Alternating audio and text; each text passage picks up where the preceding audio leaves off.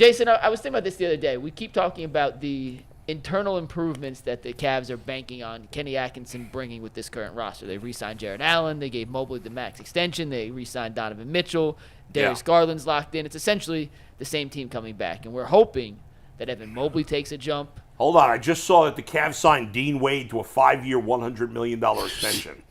Stop. Karis LeVert coming up next week. Don't worry about it. Karis LeVert is a last year's deal. That would be quite the shocking move. Yeah. We keep thinking that these guys can make leaps, though, and hoping that their internal improvements enough to keep up with some of the external improvements other teams in the East have made.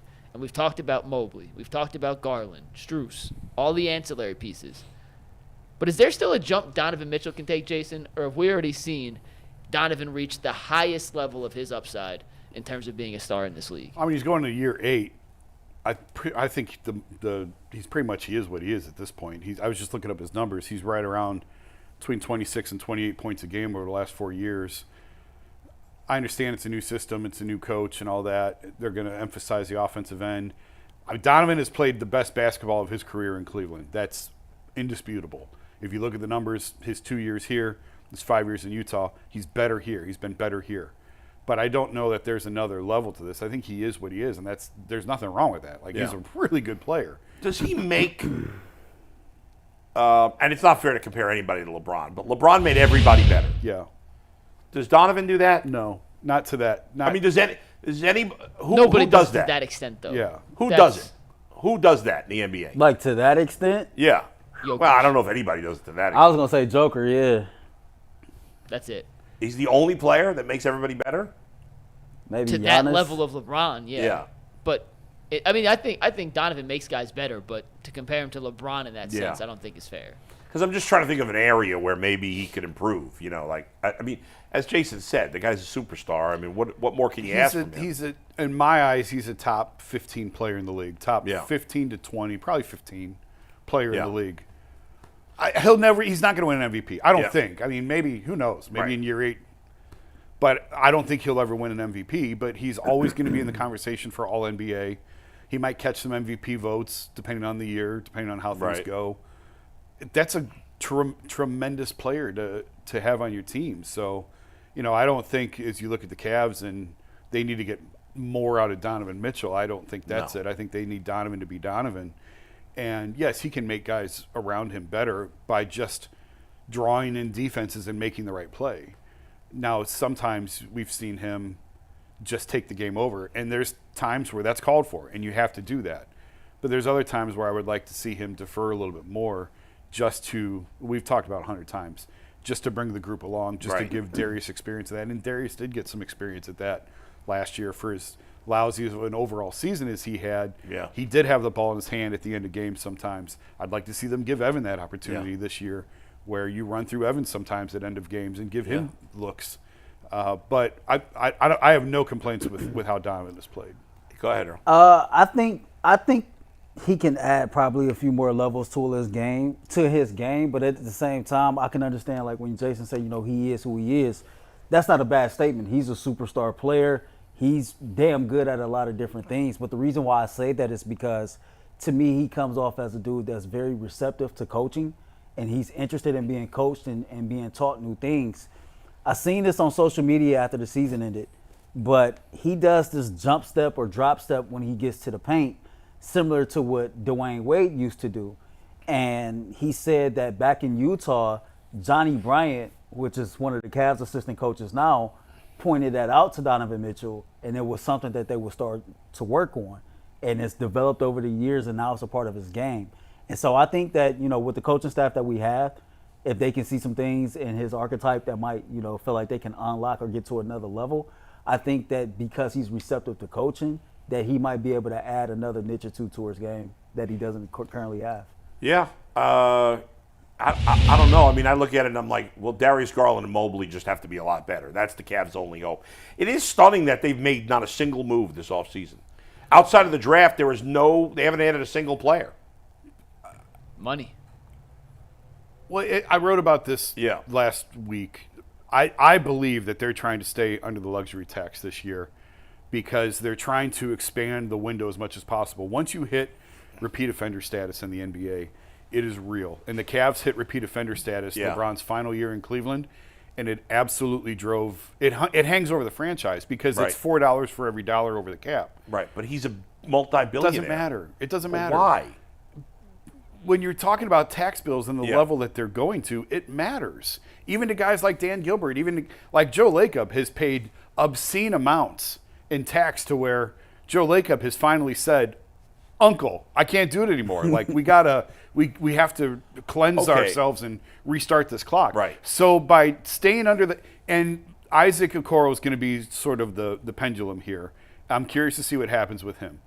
But if they can stay out of the tax this year and wait until next year, which I believe has always been the plan, to start the tax clock next year when Mobley's max kicks in, you are not a repeat offender until, I don't have it in front of me, the fourth season. So if the clock starts next year, I think 28-29 would be their first year considered a repeat offender. Okay. Well, most of these contracts are off the books by then. It doesn't mean like they couldn't re-sign more and stay longer. Right. But you're just trying to expand your window as much as possible without making financial decisions drive roster decisions. And it absolutely does. It gets to the point when you are a repeat offender, it is crippling, even to the richest of owners. Yeah. I'm not going to debate that. I get what you're saying, but in the end, it feels like the Cavs are stuck in the mud. I know you still think they can win a championship as is, and maybe you're right because the league has kind of come to the middle a little bit. They just feel like such a long shot unless Evan Mobley's game goes up a lot. I don't know that I'm certainly not going to pick them to win a championship next year. But these guys are young enough, and they have this group together now. Now it doesn't mean they don't make any trades for the next 3-4 years. But is it good enough, ultimately? As they continue to grow, I think it could be. Like, not all these teams that are ahead of them are going to stay ahead of them 2 years from now, 3 years from now. And I think the Cavs are trying to play the long game here of we're going to be – it's sort of like the Guardians of we're going to contend every year, and then we're going to take our chances. The Cavs will be in it every year. And we've already established, at least I believe, the NBA going forward is going to look much differently than the NBA has looked our entire lifetimes in terms of the amount of teams that are in it, the amount of teams that have a chance. And Guardians executives will tell you, like, we want to be in it every year. We want to give ourselves a chance every single year. We're trying to compete every year. So it's almost. But everybody's got a shot in baseball. That's not really the case in basketball. Not everybody.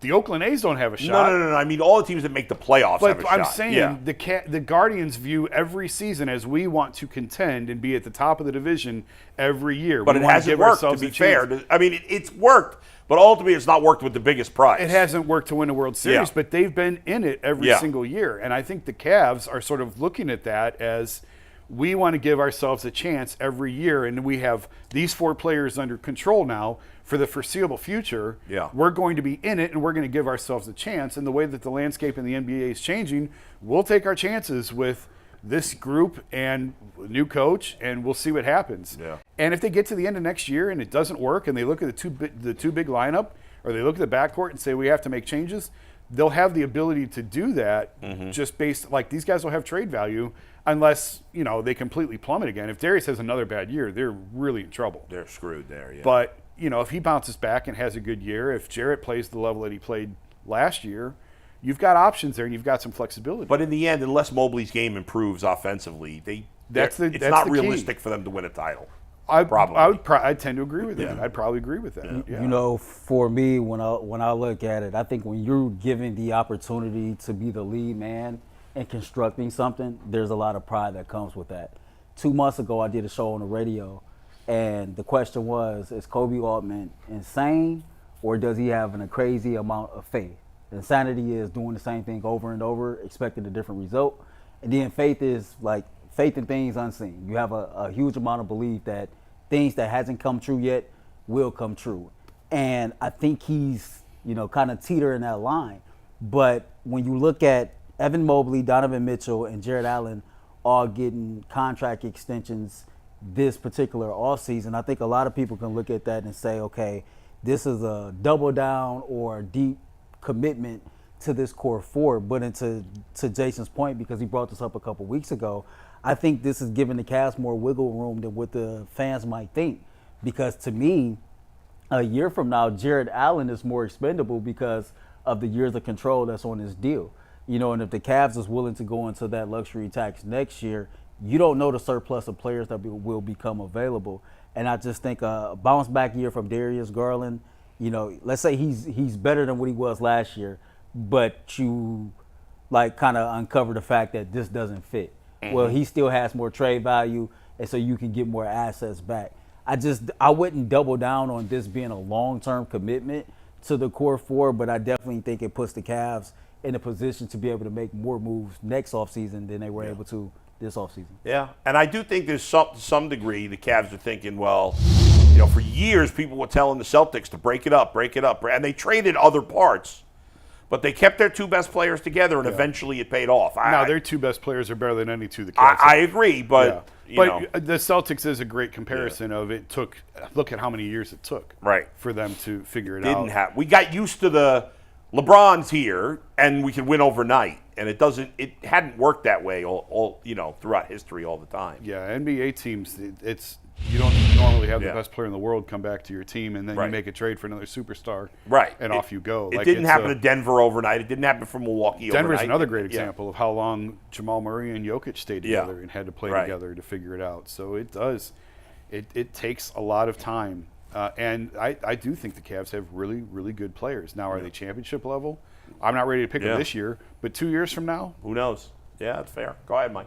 One thing back to the initial question on is there another level to Mitchell's game, I do think something we could see get unlocked this year from Donovan, which we saw a sliver of last year when Garland got hurt in that 20-game stretch, was more point guard Donovan, where he had the responsibility of creating almost every possession, and that took a toll on his body. I don't think that's sustainable over an 82-game season. But he showed me more playmaking prowess in that stretch than I thought he may have had in his game, because he was incredible during that stretch. I'm talking like elite, top 5 in the NBA level play for that 3-week, 4-week stretch.